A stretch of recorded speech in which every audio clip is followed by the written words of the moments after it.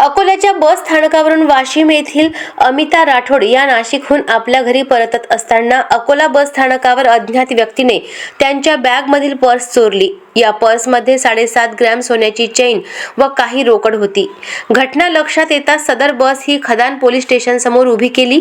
यावर खदान पोलिसांनी तात्काळ कारवाई करत संबंधित एसटी बस थांबवून झाडाझडती घेतली। तपासादरम्यान पर्स व मौल्यवान वस्तू पोलिसांना मिळून आल्या। ऐवज सुरक्षित मिळाल्याने अनिता राठोड यांनी खदान पोलिसांचे मनापासून आभार मानले। माझं नाव अमिता राठोड। मी नाशिकवरून घरी चालली होती माझ्या गावाला मानोरा। तर मी बस स्टँडवर आले। बसमध्ये बसताना कोणीतरी माझी पर्स चोरी केली। त्यात चेन होती 7.5 ग्रामची आणि पैसे पण होते। तर नंतर आम्ही लगेच गाडी बस स्टँड म्हणजे पोलीस स्टेशनला आणली। तर पोलीसची चेक वगैरे केलं मॅडमनी, तर माझी पर्स सापडली। तर थँक्यू म्हणजे पोलिसांना पण आणि सगळ्या ज्यांनी मला प्रतिसाद दिला त्यासाठी थँक्यू, सहकार्य केलं सगळ्यांनी।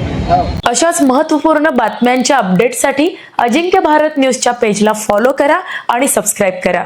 Thank you for watching.